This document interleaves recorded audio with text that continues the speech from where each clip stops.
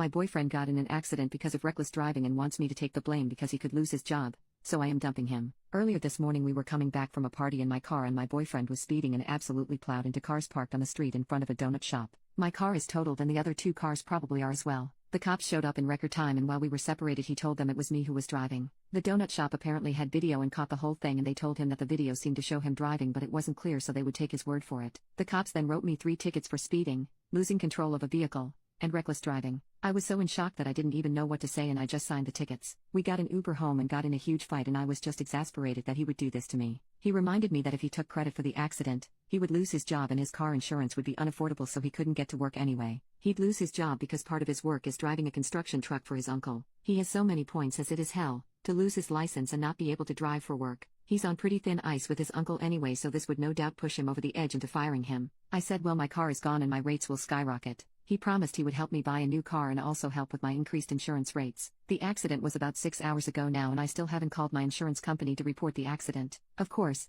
the other 2 people who had cars totaled probably have called, thus my insurance probably already thinks I caused the accident and are looking to destroy my rates going forward. I'm so angry. I have no idea what even to do. I don't want my boyfriend to lose his job but I don't want to be screwed because he was driving like an asshole. I would love any advice. Update: I called my mom and dad, who I really hadn't spoken to since I moved in with boyfriend, and said I was leaving him. I was scared and begged to be picked up. This was about 1:30 a.m. They said they would be over right away. I had locked myself in the bathroom and my boyfriend must have heard me making the call because he started trying to beat the door down and I was terrified. When the door didn't go down easy I could hear him smashing things out in the living room of the apartment and kitchen. I stayed on the phone with my mom while my dad called 911 on his phone. I stayed locked in the bathroom and he occasionally would try to break the door down and again. All this time I was crying and so freaking scared and he was screaming and calling me every name in the book. We have neighbors with kids and I heard the kids wake up and start crying and then I'm pretty sure I heard one of the dads beating on our front door telling boyfriend to shut up. Cops showed up just before my parents and immediately put him in handcuffs and put him on the couch, and started taking statements from me and the neighbors.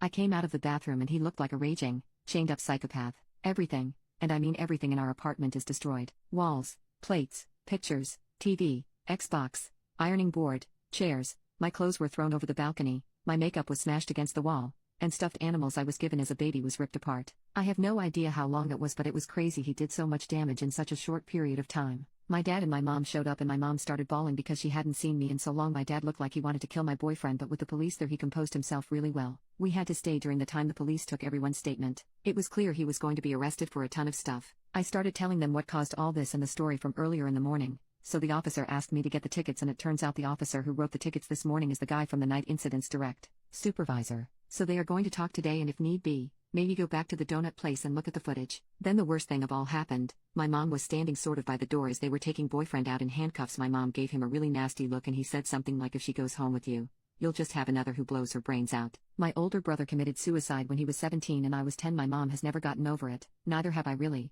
and my mom reached out and slapped him as hard as she possibly could. So then the police had no choice but to arrest her as well. They were nice about it and loosely handcuffed her and took her to one of the squad cars. So I got dressed and tried to pack up and salvage whatever I could while my dad went down to bail out my mom. One of the 3 police stayed in the parking lot in his car just in case any of BF's boys showed up while I got what I could. My mom was in and out pretty quickly and is facing a misdemeanor battery charge which will probably go nowhere. But as you can imagine, while my parents were very happy to get me, they were extremely pissed at what had transpired not only yesterday but the last 6 months or so. I have a very long road ahead to repair the relationship with them. My dad has been mostly silent but he did take me to the family attorney so he could start working on the stuff from the accident. He said it shouldn't be too hard to get me out of the tickets and women, especially, take the fall for husband/boyfriend accidents way more often than you would think. I will probably still have to show up for court but by that time the investigation to show my boyfriend was the one really driving should be concluded and I will be dismissed. However, the thing that really sucks is that my state is a permissive use state, meaning that my insurance has to cover anyone who is driving my car. There is a good chance that my insurance company will fight it out with his company for overall liability and it won't be as bad,